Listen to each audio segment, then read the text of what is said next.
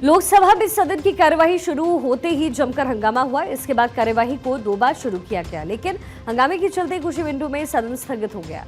आखिर ये सदन की कार्यवाही को कल सुबह 11 बजे तक के लिए स्थगित करना पड़ गया और ये पूरा बवाल डीएमके सांसदों की ओर से खास नारे वाली टी शर्ट पहनकर आने को लेकर हुआ।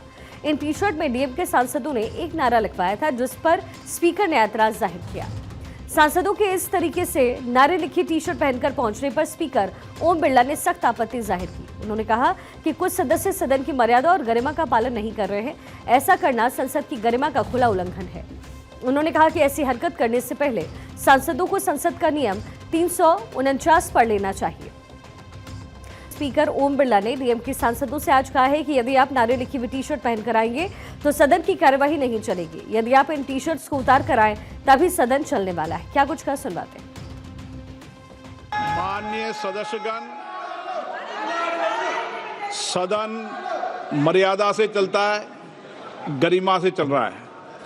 मैं कुछ दिनों से देख रहा हूं कि माननीय सदस्यगण सदन की गरिमा को तोड़ रहे हैं, सदन के नियम प्रक्रियाओं का पालन नहीं कर रहे हैं। अगर आप टी शर्ट पहनकर यहाँ आएंगे, नारे लगा के आएंगे, नारे की लिख के आएंगे तो सदन नहीं चलेगा। अगर आप टी शर्ट खोल के आए तो सदन चलेगा। अगर आप कहते हम टी शर्ट पहन के आएंगे तो सदन नहीं चलेगा। ऐसे नहीं चलेगा सदन। सदन मर्यादा से चलेगा, प्रतिष्ठा से चलेगा। कोई भी बड़ा नेता हो, चाहे कोई भी लीडर हो, कोई भी सदन की मर्यादा परंपराओं का उल्लंघन करेगा तो सदन की मर्यादा परंपरा उल्लंघन बनाना मेरी जिम्मेदारी है शेर के नाते। इसलिए मैं फिर आपसे आग्रह कर रहा हूं कि आप जाइए बाहर। बजट सत्र के दूसरे चरण की शुरुआत से ही परिसीमन, 3 भाषा नीति और वोटर लिस्ट के मुद्दे पर जोरदार हंगामा हो रहा है। खासतौर पर तमिलनाडु में सत्ताधारी डीएमके के सांसद इस मुद्दे पर सदन के भीतर और बाहर मुखरता से विरोध कर रहे हैं और आज भी कनिमोझी, तिरुचि, शिवा समेत डीएमके के तमाम सांसद टी शर्ट पहनकर के लोकसभा पहुंचे। इस पर लिखा था फेयर डिलिमिटेशन, तमिलनाडु लड़ेगा, तमिलनाडु जीतेगा। टी शर्ट पहनकर के आने वाले ज्यादातर सांसद डीएमके के थे।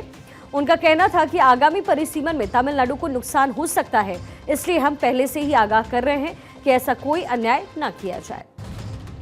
परिसीमन संसदीय और विधानसभा क्षेत्रों को जनसंख्या परिवर्तन के मुताबिक पुनः परिभाषित करने की एक प्रक्रिया होती है। इसका उद्देश्य यह सुनिश्चित करना होता है कि प्रत्येक निर्वाचन क्षेत्र में लगभग समान संख्या में लोग रहते हों। दूसरे शब्दों में कहा जाए तो परिसीमन सीधे आकार से जुड़ा हुआ है, यानी आबादी से जुड़ा हुआ है। वहीं आबादी वाले राज्यों को संसद में कम आबादी वाले राज्यों की तुलना में ज्यादा प्रतिनिधि मिलते हैं। दक्षिण के कई राज्यों की चिंता यह है कि उत्तर भारत के ज्यादातर आबादी वाले राज्यों को परिसीमन में ज्यादा सीटें मिलेंगी, जिससे संसद में उनका प्रतिनिधित्व कम हो जाएगा।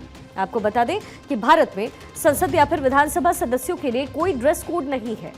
सांसद अपने हिसाब से किसी भी तरीके के कपड़े पहन सकते हैं। जैसे जब भारत आजाद हुआ था तो सांसद खादी पहनते थे, धोती कुर्ता या फिर कुर्ता पैजामा पहना करते थे। फिर कुछ लोग हाफ जैकेट, यानी जिसे नेहरू जैकेट कहते हैं या फिर मोदी जैकेट कहते हैं, वो लोग पहन कर आते थे। इसके बाद सांसदों ने शर्ट पैंट आदि पहनना शुरू कर दिया। दक्षिण भारतीय सांसद लुंगी पहनकर आते हैं। बस ऐसा ही कहा जाता है कि कपड़े गरिमामय हो। ब्रिटेन में पहले सांसदों के लिए नियम था कि उन्हें टाई आदि पहननी होती थी, लेकिन अब वहां भी ऐसा कोई प्रचलन नहीं है।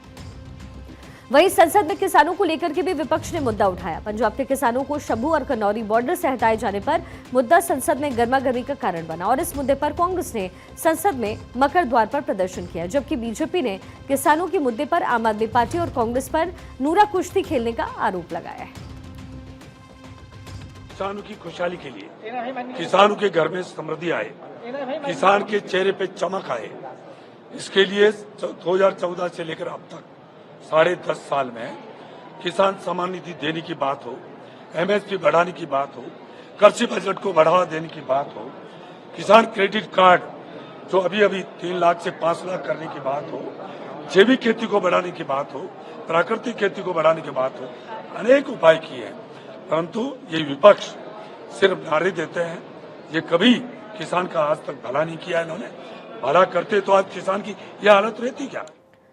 कांग्रेस के प्रदर्शन में लोकसभा में विपक्ष के नेता राहुल गांधी शामिल हुए। अमृतसर से कांग्रेस के सांसद गुरजीत सिंह ओजला ने पंजाब की भगवंत मान सरकार और केंद्र सरकार पर आरोप लगाया कि इन दोनों की मिलीभगत से पंजाब के शंभू और कन्नौरी बॉर्डर पर प्रदर्शन कर रहे हैं। किसानों को जबरदस्ती हटाया गया। कांग्रेस के सांसदों का कहना है कि ये मसला बातचीत के जरिए हल निकलना चाहिए।